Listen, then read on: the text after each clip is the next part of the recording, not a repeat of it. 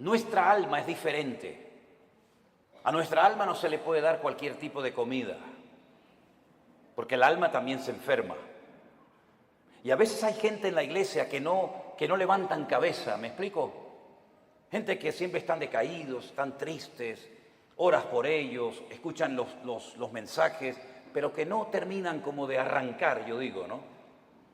Y es que a veces no se dan cuenta ni ellos que tienen el alma enferma. Y a veces dice, ¿por qué me viene a mí de repente esa tristeza cuando yo estaba bien la semana pasada? ¿O por qué me pasa a mí esta cosa o aquella otra? Y es que uno tiene que ir al manual, a la escritura, y pedirle al Señor olfato y discernimiento espiritual. Y el Señor te va a mostrar probablemente qué es lo que está pasando en tu vida. Que a lo mejor llevas años con esa enfermedad espiritual, esa enfermedad del alma, y tú ni siquiera te has dado cuenta. ¿Saben que un día el Señor Jesucristo entró a predicar a una sinagoga?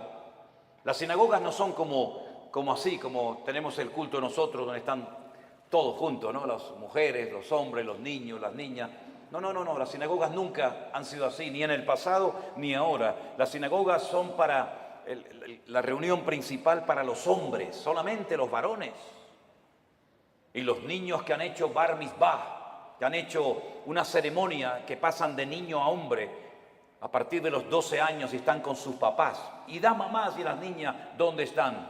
Aparte, o en el balcón arriba, detrás de una pared, detrás de unas cortinas. Hoy en el culto lo pueden ver, pero no pueden estar juntos, hombres y mujeres. Aunque fueran marido y mujer, no pueden estar juntos.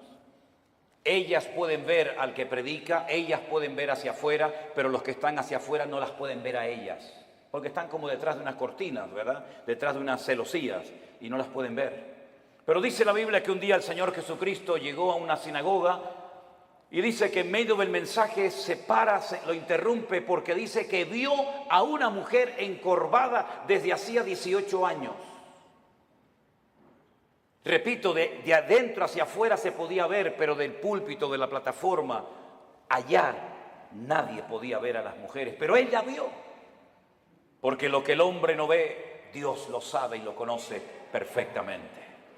Y da igual dónde te escondas, da igual dónde vivas, da igual dónde estés, el Señor sabe dónde estás y cómo estás. Hizo algo que rompió todas las estructuras religiosas de cualquier sinagoga del mundo. Le dice a la mujer, ven, y la pone delante de todos los hombres. Y seguramente habrán dicho, ¿qué está haciendo este hombre? Esto es un pecado, esto es una falta de respeto, esto es una falta de reverencia. ¿Qué está haciendo este hombre? Poner en medio de nosotros a una mujer. Y dice la Biblia que esta mujer no se podía enderezar. Estaba totalmente curvada su columna vertebral. Y dice que llevaba en esa condición lamentable 18 años de su vida. No se perdió un culto, no se perdió una reunión en 18 años, pero siempre estaba igual o peor. Y esa historia solamente está en el Evangelio de Lucas. Marcos no habló de ella, ni Mateo, ni Juan, pero Lucas sí. Y Lucas dice la Biblia que era médico. Y Lucas la observó, a Lucas le contaron los síntomas que tenía y él llegó a la conclusión de que de ninguna manera esta mujer nunca se iba a enderezar. Ahora, el problema aparentemente era un problema físico, pero sin embargo la Escritura dice que tenía espíritu de enfermedad y por eso no se podía enderezar. Fíjese la preposición, las preposiciones son muy importantes, hermano, muy importantes. Como cuando el Señor le dijo a Moisés, desde hasta será tu territorio, pero no te salgas de ahí porque no te voy a dar nada, pero desde aquí hasta allí todo será tuyo. Las preposiciones en la Biblia son tremendamente importantes. Y por eso dice la Biblia que de ninguna manera se podía enderezar, porque era una persona que estaba que tenía espíritu de, no dice un espíritu, sino espíritu de. ¿Y cuál es la diferencia entre tener un espíritu o tener espíritu de enfermedad? Bueno, tener un espíritu significa tener un demonio, ¿sí o no? Tener un espíritu significa tener una presencia demoníaca en tu cuerpo, y entonces cuando una persona tiene eso, las evidencias son muy distintas, amigo. No es lo mismo tratar con un esquizofrénico, no es lo mismo tratar con una persona, digamos, poseída, que con una persona, por ejemplo, que le dan ataques epilépticos, aunque a veces a endemoniados le pasan esas cosas, pero la sintomatología, la patología de la persona es completamente diferente. Y es una lástima cuando a un endemoniado se lo trata como a un loco, o a un loco se lo trata como un endemoniado, que es muchas veces lo que pasa en las congregaciones. No, él está endemoniado. No, no está endemoniado. Tiene un problema psicológico, problema mental. Por eso hay que orar mucho y pedir sabiduría y discernimiento al Señor para saber ayudar a cada persona según su verdadera necesidad y no lo que a mí me parece que tiene. Porque le puede hacer muchísimo daño a una persona, ¿verdad? Ella tenía espíritu de enfermedad, una tendencia a la enfermedad, una tendencia a ese tipo de problemas que se manifestaban evidentemente de una forma física. Es como personas que tienen tendencia al desánimo, tendencia a la depresión, una tendencia, ¿verdad?, a la crítica, una tendencia al desánimo. Cada uno de nosotros tenemos áreas de debilidad dentro de nosotros, ¿sí o no? Claro que sí, unos más y unos menos, unas más evidentes que otras, pero todos tenemos tendencia, ¿verdad? Hay gente que tiene tendencia a hablar más de la cuenta, ¿sí o no? Bueno, aquí no en Guatemala porque ustedes están en un nivel espiritual diferente al nuestro, ¿no? Pero hay gente que tiene una tendencia a... Me dijo una hermana, dice, hermano, ¿usted cree que yo tengo don de lenguas? Y la miré así de arriba abajo y le digo, no sé si lo suyo es don de lengua, pero tiene una lengua que parece un don, hermana. ¿Sabe? Así que esta mujer tenía espíritu de enfermedad. Jesús, cuando oró por ella, no se manifestó como el endemoniado gadareno, revolcándose, pateando, con espumarajos, con actos de violencia, sino que ella no se movió, no le pasó nada, no hizo nada dramático, no hizo un show, no hizo un espectáculo, sino que el Señor dice que puso las manos sobre ella, cosa que nunca hizo con ningún endemoniado, y le dijo, mujer, eres libre de tu enfermedad. Y entonces dice que ella inmediatamente se endereza. Y claro, el principal de la sinagoga, ante semejante milagro, tenía que haber dicho, gloria a Dios, qué bendición que a esta hermana, que la hemos tenido 18 años en la congregación, por fin puede enderezar su vida y hacer una vida normal. ¿No hubiera sido lo más lógico esa reacción? Pues no fue esa la reacción. No le gustó nada, no le gustó nada lo que estaba sucediendo allí. Y entonces se levanta y dice, 6 días hay en que se debe trabajar. En estos vengan, pero no en día de reposo. Vamos a ver, para entender esta palabra, hay que saber que durante la semana la sinagoga está cerrada prácticamente. El culto principal, para que me entiendan, es en el 7º día, en el día de Shabbat, el único día de la semana que según la Biblia tiene un nombre. Los nombres de la semana en la Biblia no son lunes, que es el culto a la luna, el martes al Marte, el miércoles a Mercurio, el jueves a Júpiter, el viernes a Venus, el sábado a Saturno y el Sunday o domingo al Sol. En la Biblia los nombres de la semana no tienen nombres, tienen números, día primero, día segundo, día tercero, día cuarto, día quinto, día sexto, Shabbat. El único día que tiene nombre es el 7º, porque el domingo es el primer día de la semana. Luego, cuando la gente va a la sinagoga es en el día de reposo, y él lo que está diciendo, venid durante la semana, pero no en día de reposo. Entonces, si en día de reposo no me dejas venir y durante la semana está cerrada, ¿qué es lo que está diciendo este hombre? No me vengan a molestar ni a cambiar mis estructuras religiosas en la iglesia o en la sinagoga, porque no lo voy a permitir. Ante semejante explicación, el Señor Jesucristo se levanta y le dice en el culto, en la reunión, hipócrita. Oye, qué culto tan interesante fue ese, ¿eh? Una mujer que sale detrás de una cortina, que se endereza, el otro que no sé qué, el otro que... Fue un culto muy interesante ese día, ¿eh? Cómo me hubiera gustado estar a mí allí, ¿no? Cuando el Señor se le queda mirando a este y le dice hipócrita, yo le hubiera dicho, dale, Señor, dale más. Hipócrita.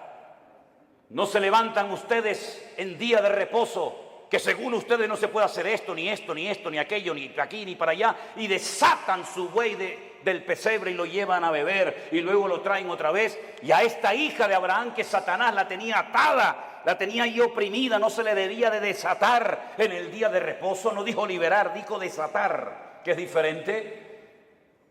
¿Cómo es posible que hayas tenido en tu congregación 18 años a una mujer en esta condición y no has movido ni un dedo? Y vengo yo y hace un milagro el Señor a través de su vida y su ministerio, y te enfadas y te enojas por lo que ha sucedido. ¿Saben que hay personas que no quieren que Dios les sorprenda?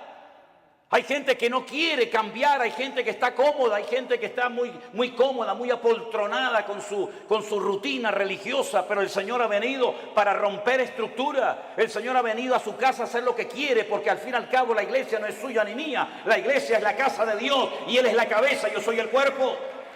¿Te vas a dejar sorprender por el Señor o ya lo sabes todo? Esto no se puede hacer, esto sí se puede hacer, ahora de pie, ahora sentado. Pero ¿quién eres tú, el dueño de la iglesia? ¿Qué te has creído que eres tú en la iglesia? El que abres y cierras la bendición de Dios. El dueño de la iglesia no es el pastor, no es los ancianos, no son los diáconos, no es la mesa directiva. El dueño de la iglesia es Cristo, y si no es Cristo tienes un grave problema. Porque te has convertido en propietario de algo que no te corresponde. En vez de un administrador, en un siervo, que para lo que está es para servir y no para servirse de, como muchos hoy en día, que en vez de servir a la gente lo que hacen es que se sirven de la gente y todo gira en torno a ellos y se enfadan cuando no le dice a la gente: sí, pastor, sí, mi hermano, sí, el ungido, como si los demás no fueran ungidos igual que el pastor. ¿O usted no es ungido? ¿Usted no tiene el mismo espíritu que tengo yo en esta tarde? ¿Usted no lee la misma Biblia que yo? ¿Usted no va al mismo cielo que yo? Entonces, ¿por qué hacemos esas diferencias? No toque al ungido, no moleste al ungido. El ungido. ¿Y usted qué es? Si usted no tiene la unción que yo tengo, entonces usted tiene un grave problema. Si el Espíritu Santo que mora en mi vida no mora en la suya, entonces usted no es cristiano, porque hay un solo Espíritu, hay un solo cuerpo, hay un solo bautismo, hay un solo Dios y hay un solo cielo para todos y cada uno de nosotros. Y eso es lo que dice la palabra del Señor, mi querido hermano. Y no hay esas diferencias. Una cosa es el respeto y otra cosa es el servilismo. Hay gente que en vez de ser siervos son como esclavos del hombre, esclavos de la doctrina, esclavos de la denominación, esclavos del ministerio. No, usted no tiene que ser esclavo de nadie, usted tiene que ser siervo de Jesucristo. Ahora dice la palabra de Dios que esta mujer se enderezó, cosa que no podía hacer antes, porque la presencia del Señor llegó a ese lugar. Y donde está el Señor tienen que haber cambios. Lo que no puede ser es que una vida, una familia, una iglesia llamada cristiana estén siempre igual. ¿Qué es lo que hace mucha gente cuando se les predica claramente la palabra y se sienten incómodos? Bueno, lo fácil es cambiarse de iglesia, ¿sí o no? Me voy de esta iglesia porque aquí no hay amor, me voy de esta iglesia porque no cuentan conmigo, me voy de esta iglesia porque el pastor no me ama, me voy y se van a otra y después te enteras que ya no están en esa, están en otra y en otra y en otra. Es que muchas veces el problema lo queremos resolver cambiando de lugar en vez de permitiéndole al Señor que nos cambie el corazón y nos cambie nuestro carácter y nos cambie nuestra vida. Y muchas veces creemos que ya hemos llegado a un cierto nivel espiritual en el que ya no necesitamos cambios. Y la pregunta es, ¿cuántos de los que están aquí presentes quieren cambiar y quieren honrar y quieren glorificar al Señor? Levante su mano. Pues entonces, como Dios lo va a hacer a través de pruebas. Hoy se habló aquí de pruebas. ¿Saben? Dios no tiene que pedirle permiso a usted ni a mí para probarnos. Para nada. Y las pruebas por las que pasaremos a lo largo de nuestra vida, que pasaremos sí o sí, son proporcionales a nuestro nivel de fe y de madurez. Lo cual quiere decir que Dios nunca jamás va a mandar una prueba a usted por equivocación, por error. Ay, esta prueba era para Juan y se la estoy mandando a Antonio. Esta prueba era para la hermana María y me equivoqué y se la mandé a la hermana Juana. No, para nada. Las pruebas están preparadas desde la eternidad para cada uno de nosotros. Y Él nunca nos va a mandar algo que no vamos a poder soportar y llevar. Y en el caso de que nos mandara algo que humanamente hablando decimos, yo no aguanto, yo no puedo con esto, no te preocupes, que el Señor te va a capacitar y te va a ayudar para que tú pases por la prueba con gozo y con la bendición de Dios.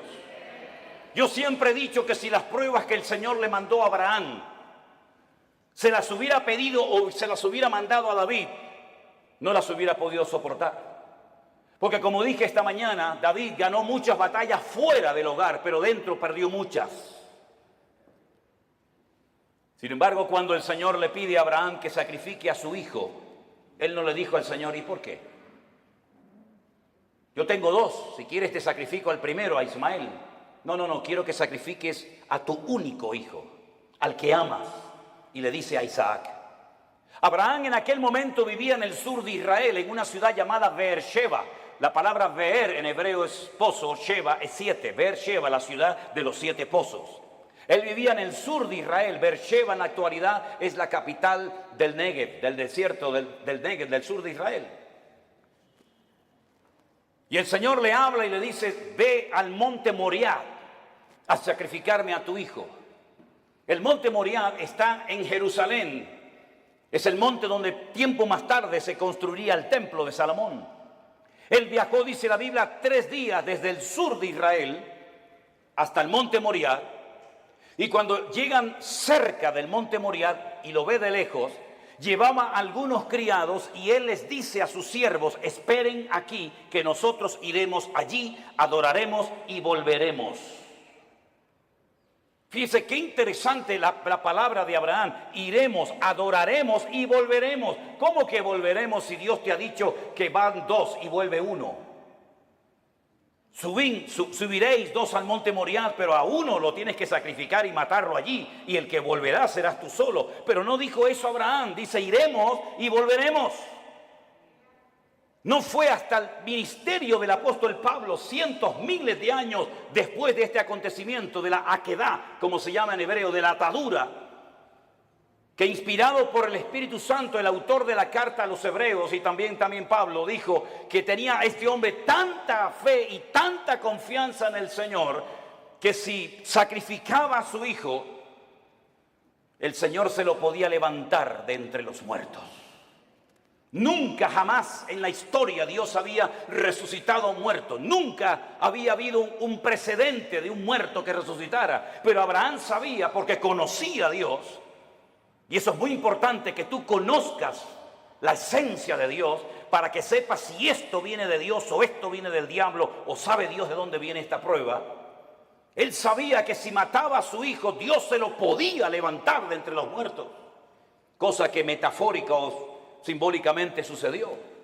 Ahora, muchos se han imaginado toda la vida que Isaac era como un niñito pequeño, que si no quiere ir lo empujo y lo llevo a la fuerza. No se equivoque, no es así. Yo he visto en algunas iglesias y he visto en las escuelas dominicales que presentan a un niño de 7, 8, 9, 10 años, que el papá lo sube encima de un altar, lo amarra, saca el cuchillo y lo va a matar. Es que no es así lo que cuenta la Biblia. Si usted saca cuentas, podríamos ir por los textos para demostrarle lo que le digo. Isaac tenía en ese momento 40 años. 40 años tenía el hijo de Abraham. Y por eso dice que iban ambos juntos, porque Isaac no era tonto. Isaac sabía perfectamente que un sacrificio necesita de una víctima, de un animal, cordero, cabra, oveja, buey o lo que sea. Y por eso él le dice al padre, padre, veo que llevas el fuego. Porque no era la primera vez que subía a un monte a sacrificar algo, a hacer un holocausto. Veo que llevas la leña, veo que llevas todo, pero falta lo principal, falta la víctima, falta el animal. Y el padre le dice, el Señor proveerá, hijo. El Señor proveerá. ¿Tú sabes que el Señor proveerá lo que necesitas? ¿Lo sabes? Abraham sabía que Dios iba a proveer lo que fuera, pero lo iba a proveer. Los dos caminaron lentamente hacia el monte Moriah. Isaac se somete a la voluntad del padre porque entiende que la víctima en ese caso, en ese día, va a ser él. Se deja amarrar, se pone encima del holocausto, porque la palabra que aparece en el texto original en hebreo no es que lo matara, sino que lo matara y lo quemara. Lo matara y lo quemara. Imagínate la prueba tremenda. E Isaac se somete y está dispuesto a ser una víctima inocente porque el Dios de su padre le ha dicho que así se tienen que hacer las cosas. Ahora, Abraham venía de una tierra donde sacrificar a hijos, sacrificar a niños, sacrificar a vírgenes, sacrificar a personas era lo más normal del mundo. Pero él sabía que el Dios de su padre no era un Dios que pedía víctimas inocentes de seres humanos. Pero aunque no entendía nada, se sujeta al plan y a la voluntad de Dios. Hermanos, nosotros no hemos sido llamados para entender todo lo que Dios nos va a pedir y todo lo que Dios va a hacer en nuestra vida. Gracias a Dios no tenemos esa obligación de entender las cosas, pero sí tenemos la obligación y el deber de obedecer a Dios, aunque no entienda la voluntad y la voz de Dios para mi vida. Isaac no dijo, ¿y por qué yo? ¿Y por qué no Ismael? ¿Y por qué esto? ¿Y por qué aquello? Sino se sujetó. Silencio absoluto. ¿Oyen ustedes a Isaac hablando con su padre? ¿Oyen ustedes a Isaac quejándose contra Dios? En absoluto. Porque Isaac en ese momento, aunque él no era consciente, es un tipo de Cristo, sometiéndose a la voluntad del Padre Eterno, entregando su vida por todos y cada uno de nosotros. Y en el momento en el que Abraham va a sacrificar a su hijo, dice que se oyó una voz del cielo diciendo, alto Abraham, no lo hagas. La prueba no se produjo porque Dios quería comprobar la obediencia de Abraham. Es que Dios no te prueba a ti, mi hermano, ni a ti, mi hermana, para saber cómo vas a reaccionar. Es que Dios no necesita probarte para saber cómo eres. Es que Dios no necesita pasarte por una prueba económica, física, espiritual o de la índole que sea para comprobar si eres obediente o eres un rebelde, si eres una persona espiritual o eres un cabezón. Dios no necesita probarte para sacar conclusiones. Ya Dios te conoce desde el vientre de tu madre. Las pruebas son para que tú descubras cómo eres tú realmente delante de Dios. Es un test, es un examen, es una prueba que Dios te pasa a ti para que sepas si verdaderamente amas a Dios o no lo amas. Para que te des cuenta si eres tan obediente como dices o aparentas ser. Las pruebas no son para demostrarle a Dios nada, son para demostrarte a ti mismo el tipo de creyente que tú eres. No el que te gustaría ser, sino el que realmente eres en ese momento. Y en esa prueba sale tu verdadero yo. Sale lo mejor de ti o puede salir lo peor de ti. Es en la prueba donde se ve realmente si se puede contar contigo. Todo eres bla, bla, bla, bla, bla, planes, proyectos, ideas, pero a la hora de verdad no vales para nada. Es en la prueba donde se demuestra si tú verdaderamente tienes paciencia y tienes temor de Dios y respetas al Señor y estás dispuesto a sacrificarte. Las pruebas, repito, no son para demostrarle a Dios nada. Las pruebas son para que tú te des cuenta el tipo de madurez, tus debilidades, tus carencias o tus puntos fuertes. Y es interesante notar que no fue necesario que Abraham sacrificara a Isaac, porque quedó bien claro para todo el mundo allí presente y para las futuras generaciones que Abraham era un hombre que amaba a Dios. Fíjense qué interesante que Abraham nunca leyó la Biblia. Abraham nunca leyó los Proverbios. Abraham nunca supo nada del Apocalipsis. Abraham nunca tuvo un pastor. Abraham nunca habló lenguas. Abraham nunca, jamás asistió a ninguna congregación. Pero entonces, ¿cómo tenía tanto conocimiento de Dios sin pastor, sin iglesia, sin escuela bíblica, sin iglesia virtual, sin nada? ¿Cómo llegó a conocer tanto ese hombre a Dios? Porque Abraham se terminó dando a conocer como el amigo de Dios. ¿Y por qué fue amigo de Dios? Porque Jesús tiempo más tarde dijo, ¿queréis ser mis amigos? Pues haced todo lo que yo os mando. Esos son los amigos verdaderos de Dios. Aquellos hombres y mujeres que aunque no entienden lo que está pasando, ni cuánto va a durar la prueba, son capaces de someterse a la voluntad de Dios sin entenderlo todo, pero que conocen a Dios por la comunión y por la relación que tienen con Él. ¿Cuántos dicen amén? Lo mismo le pasó a José. José nunca fue a ninguna iglesia. José nunca tuvo un pastor que le instruyera, que le ayudara, que le aconsejara. José nunca leyó la Biblia, pero cuando llegó el momento de la prueba más grande de su vida, Él salió corriendo porque él dice, ¿cómo voy yo a pecar contra mi Dios haciendo semejante cosa? ¿Cómo él sabía si no estaban los 10 mandamientos escritos? No estaba ni una palabra, ni una coma, ni una tilde de la Biblia escrita. ¿Cómo él sabía que eso no le agradaba a su Dios? Porque el que conoce a Dios sabe lo que a Dios le agrada y lo que Dios abomina. ¿Por qué hay tanta gente en las iglesias hoy en día que están todo el santo día pidiendo confirmación? ¿Me puede el Señor confirmar si estoy llamado o no? ¿Me puede el Señor confirmar si tengo que ir allí o no? ¿Qué confirmación necesitas tú, mi hijo? Lea la Biblia, métase en la comunión con el Señor y no va a necesitar que nadie le ponga la mano encima para que le diga lo que usted tiene que hacer. Esa dependencia enfermiza de la oveja, del pastor, como si el pastor fuera su papá, como si el pastor le tiene que decir, vaya al baño ahora. No, ahora no vaya al baño, vaya para allá. No, eso no es así, hay que ya crecer, hay que madurar, hay que aprender a ser autodidactas, porque llegará el momento que no existirá iglesia virtual, que no nos dejarán predicar en YouTube, que no nos dejarán predicar en Facebook. Llegará un momento que nos arrancarán las Biblias, llegará un momento que nos perseguirán, y en ese momento todo lo que han aprendido, si es que han aprendido algo, es lo que te va a mantener firme contra los ataques que vendrán en el futuro, mi querido hermano. No dependa de mí, por el amor de Dios, no dependa de la iglesia, dependa del Dios Todopoderoso, aleluya. Y si no lo aprende, dudo que aguantes la prueba, porque la prueba solamente la aguantan los que aman a Dios. Yo he descubierto eso, hermanos. Las pruebas no las sacan con buena nota, con buena calificación los que han aprendido a cantar muy bien.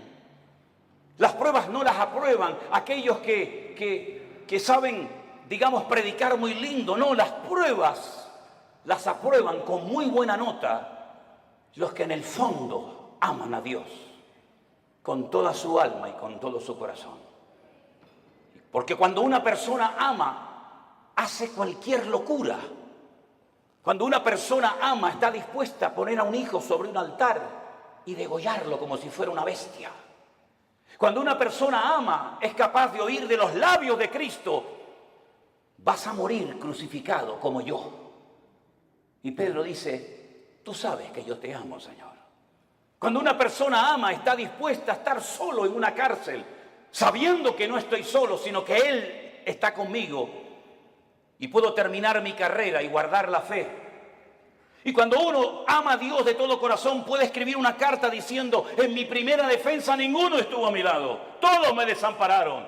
Pero no lo habla desde la amargura, no lo habla desde el rencor o el resentimiento, sino que dice, no se preocupen, hermano, Demas me abandonó, Alejandro me causó muchos males, el otro se fue por aquí, el otro se fue por allá, me sacaron de la celda, me llevaron al juicio, nadie estuvo a mi lado, pero el Señor estuvo a mi lado y me dio fuerzas, aleluya, y me guardó de la boca del león. En el peor momento de su vida, cuando todos, Timoteo, Tito, Priscila, Aquila, Silas, y el otro tenían que estar con Pablo, ni uno apareció. Pero el Señor estuvo a mi lado y me libró de la boca del león y me seguirá librando. A Él la gloria y la honra y el imperio por los siglos de los siglos, dice Pablo. A ese nivel tenemos que llegar. A ese nivel de fe, a ese nivel de madurez, a ese nivel de esfuerzo y sacrificio es al que tenemos que llegar todos y cada uno de nosotros. Porque todos vamos a ser probados en mayor o en menor medida. Y dice la Biblia que los que son fieles y aman al Señor, Dios nos guardará de la hora de prueba que ha de venir sobre todas las naciones de la tierra. Hace años atrás la gente de Europa venía a América, cuando el continente europeo quedó totalmente arrasado por la Segunda Guerra Mundial. Alemania quedó destrozada completamente, Italia quedó destrozada, toda Europa plagada de muertos, edificios derrumbados, familias destruidas, 6 millones de judíos asesinados en los campos de exterminio nazi. No había esperanza, no había trabajo, no había comida, no había nada. La gente cogía barcos y se iban a Argentina, se iban a Cuba, se iban a Venezuela, como mis antepasados se fueron en barcos de vela a Cuba, Argentina, a Venezuela, porque eran países que ofrecían una esperanza a millones de personas que lo habían perdido todo, padre, madre, salud, casa, de todo. Pero ya eso pasó a la historia, mis queridos hermanos. Y más ahora que hemos conocido y hemos descubierto la perla de gran precio, que es nuestro Señor Jesucristo. Yo no necesito ir a los Estados Unidos para ser bendecido. Yo no necesito irme a países árabes o a Dubái, porque allá hay mucho trabajo. ¿Es que acaso el Dios de Guatemala o el Dios de Nicaragua o el Dios de Haití o el Dios de Cuba o el Dios de Japón es más pequeñito que el Dios de allá? ¿No ha dicho el Señor, yo estaré contigo todos los días hasta el fin del mundo? ¿No nos ha demostrado el Señor que eres el dueño de la plata y del oro? Que no es mi esfuerzo personal, sino es la misericordia y la grandeza de Dios lo que a mí me permite hoy comer, vivir, respirar y tener victoria en mi vida. Permítame decirles que este muchacho que estuvo a punto de ser sacrificado, imitando o intentando imitar el ejemplo de su padre, cuando hubo miseria y los animales no tenían pasto para comer y faltaba el agua en los pozos, él sintió en su corazón hacer lo mismo que hizo su padre, que ir a Egipto. Oye, cada vez que había hambre y miseria en Canaán, siempre había de todo en Egipto. Nunca faltaba el agua, nunca faltaba el pasto, siempre en Egipto había de todo. Y el Señor le dice a Isaac, no vayas a Egipto. Pero Señor, mi padre fue a Egipto. Claro que tu padre fue a Egipto. Y a Egipto se le metió en su casa. ¿O no te acuerdas de tu hermanito Ismael, de quién nació? Y no te acuerdas de doña Agar, no te acuerdas que se fue de Egipto, pero Egipto se le metió en la casa. Tú no tienes que ir a Egipto para nada, tú te quedas aquí. Pero Señor, yo vivo en Beersheba, yo vivo en un desierto, no hay agua, no hay nada. Y el Señor le dice, siembra. ¿Pero dónde? Siembra ahí en la arena, siembra en la arena. Y después, ¿cómo riego la semilla? Escarba, busca, y empezó a escarbar, ¡pum!, le salió agua. Y vinieron los enemigos y dijeron, hay que taparle el pozo. Y le taparon el pozo. ¿Y ahora qué hago? ¿Me voy a Egipto? No, vete más allá, siembra más allá y busca agua. Y encontraba agua en todos los lados. El agua estaba debajo, solamente había que buscarla. Y dice que ese año sembró y cosechó a 100 por 1 en el desierto sin agua. Y al final vinieron los enemigos, los que le echaban tierra y piedras a sus pozos, a hacer un pacto con él, a pedirle perdón y a decir, se nota que Dios está contigo. Eso es lo que el mundo necesita ver en nosotros los cristianos. Que nuestra dependencia no está del dólar, nuestra dependencia no está de los países del norte. Nosotros dependemos del Rey de Reyes y Señor de los Señores. Y el Señor está contigo como poderoso gigante. ¡Alabado sea Dios! ¡Aleluya! ¿No dice el Señor que yo soy el Dios de la plata y del oro? Qué fácil es decirlo, ¿no? ¿Sí? Nosotros hemos vivido por fe 40 años de nuestra vida. Y hemos enseñado a nuestras hijas a vivir por fe. Y hemos vivido desde el minuto 1 que nos casamos y desde el minuto 1 que salí de la escuela bíblica he vivido por fe. No he dependido de nada ni de nadie, sino solamente del Señor. Ha habido momentos de abundancia, ha habido momentos de escasez, pero el Señor nunca nos ha fallado, jamás, jamás. Hemos dormido en grandes hoteles, hemos dormido en carreteras, hemos dormido en selvas, hemos dormido en gasolineras, hemos dormido en la calle, hemos dormido en casas abandonadas, hemos dormido en montones de lugares, pero no da igual, porque lo importante no es lo que uno tiene, lo importante es lo que uno es en Cristo Jesús. Y ese nivel de fe es la que necesitamos hoy en día los cristianos del siglo XXI. Yo decía esta mañana, y se lo recuerdo, que a veces el mundo se ha metido de tal manera en nuestras vidas que parece que si no tenemos el último zapato, la última camisa, el último teléfono, la última computadora, como que nos entra la depresión. Y yo pregunto, ¿qué tenía Pablo? ¿Qué tenía Pedro? ¿Qué tenía Santiago? ¿Qué tenían nuestros hermanos en la Segunda Guerra Mundial? No tenían nada, pero cuanto menos tienes es cuanto más el Señor está contigo. Y esa es la vida que el Señor quiere que vivamos. Por eso yo siempre he predicado y lo digo. Hermanos, la Biblia que predicamos es la misma. El Espíritu Santo es la misma. El Salvador es el mismo. El poder de Dios es el mismo. Pero la iglesia no es la misma. No, la iglesia no es la misma. He conocido cristianos en Estados Unidos, mejor dicho, pastores, que me dicen, ¿saben lo primero que me pregunta una persona cuando viene a nuestra iglesia pensando en la posibilidad de hacerse miembro de la iglesia? Digo, no, dice, ¿tienen buenos aparcamientos, buenos estacionamientos para los carros aquí? ¿Sí? ¿Tienen aire acondicionado las clases de los niños? ¿Sí? ¿Las butacas de la iglesia son de madera o son así mulliditas? Y cuando pasan la lista y tienen todo lo que sus necesidades demandan, ¿se hacen o no miembros de esa iglesia? Yo te mandaría un tiempo a África, a Corea del Norte, a Irán, a Pakistán y a lugares donde los hermanos a escondidas de noche tienen que ir con un pico y una pala a romper bloques de hielo así de gordo y bautizarse en lagos helados para que no los maten las personas que están a su alrededor. Te mandaría a lugares donde solamente hay una Biblia para toda la iglesia y los hermanos se la pasan de unos a otros durante varios días y la copian a mano. Y yo tengo Corintios, yo tengo Efesios, yo tengo Gálatas, yo tengo Romanos, yo tengo los Proverbios, porque hay una sola Biblia para toda la iglesia. Cuando estábamos en Kenia y nos enfermábamos y lo primero que pensamos era en ir al médico, los de allí nos decían, no, no hace falta. ¿Cómo que no? Dice, no, vamos a orar, vamos a orar. Porque sabían que tal vez no tenían dinero para medicinas, pero tenían a su alcance el poder de Dios. Nos hemos hecho tan burgueses espiritualmente hablando, que si se retrasa la comida 10 minutos ya nos ponemos nerviosos. Nos ponemos tan nerviosos cuando faltan determinadas cosas. Y después algunos me dicen, no, yo quiero servir al Señor. Me vino uno una vez a la iglesia y me dice, yo quiero servir al Señor. Y estaba de pie y yo estaba poniendo la moqueta en la iglesia con un señor ya muy mayor. Y le digo, ¿y por qué no te agachas y me ayudas a poner la moqueta de la iglesia? Y me dice, es que yo soy cantante, yo soy músico. Digo, tú eres un idiota. No, que cantante y músico. Los cantantes y los músicos no trabajan. La Biblia dice que el que no quiere trabajar, que no coma, es decir, que se muera de hambre. Eso dice la Biblia, ¿eh? No quiere trabajar, no coma. Y el que no come ya sabe lo que le pasa. ¿No trabajaba el Señor? Dice, yo trabajo y hago la obra del que me envió.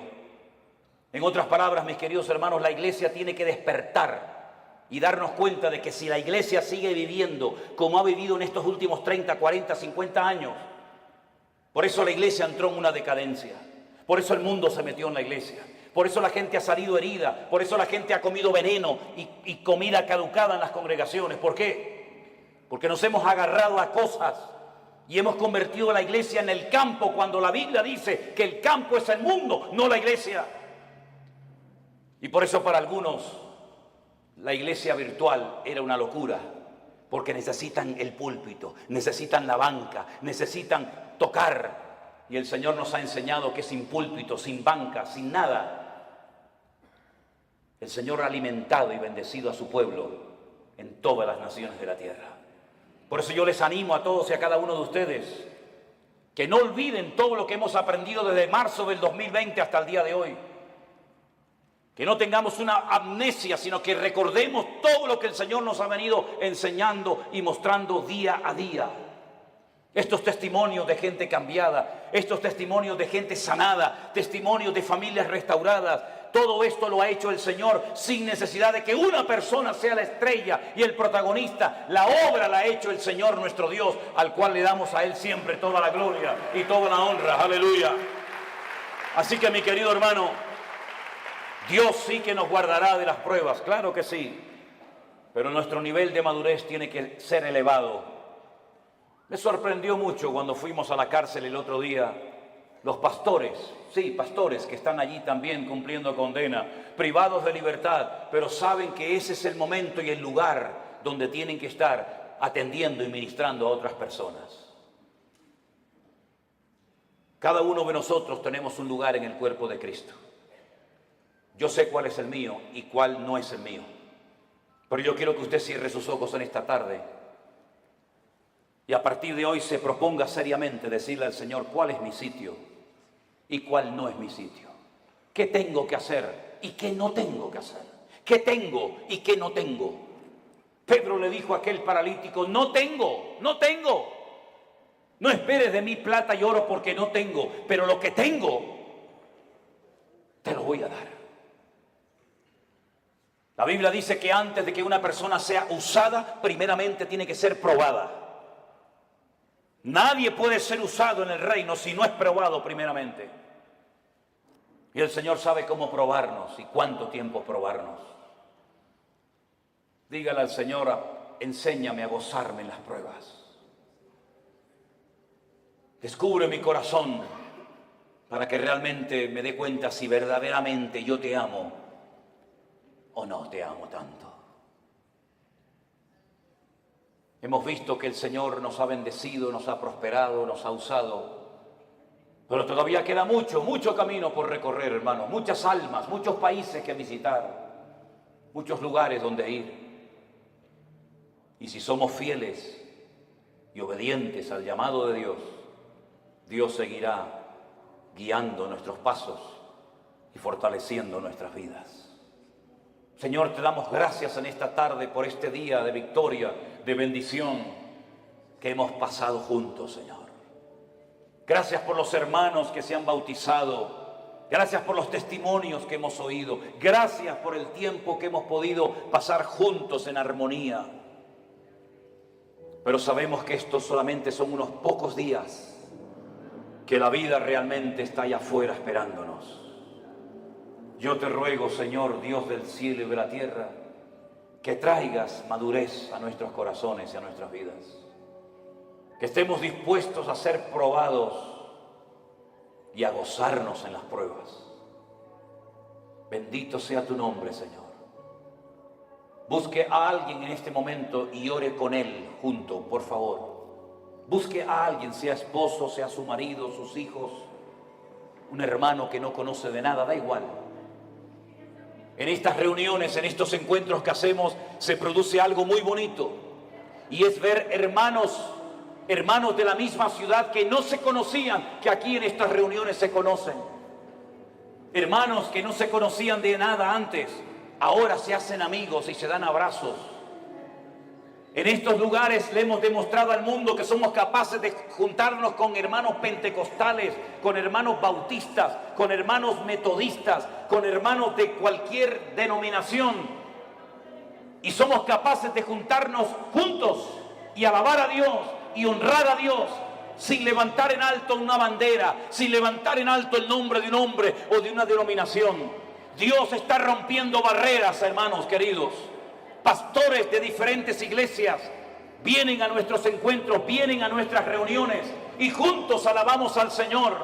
Y eso es algo milagroso que nunca se había dado, o por lo menos hace mucho tiempo.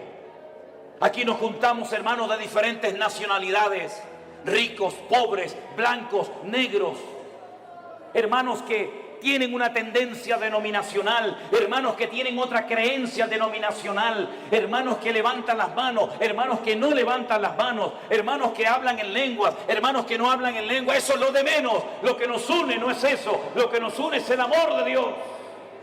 Y lo que queremos es impactar al mundo con el amor de Dios en nuestros corazones. Aleluya. Recibe la gloria, mi Dios. Y así orando los unos por los otros, te damos gracias por tu fidelidad. In the darkness, we're lost and found. Whispers echo, a haunting sound. Layers of vocals floating in the air, lost in the moment, without a care. Melodic waves of emotion, experimental, simply devotion. Classic crossover of styles untold. In this indie rock world, we won't grow old. A captivating blend of alt rock. In this journey we'll never stop. Female vocals, a soft embrace, guiding us through time and space. Melodic waves of emotion, experimental, simply devotion. Classic crossover styles untold. Gracias por tu palabra, Dios mío. Aleluya. Gracias, Señor, por el milagro de la iglesia. Gracias, Señor, por los hermanos que vienen haciendo grandes esfuerzos para venir a comer palabra viva.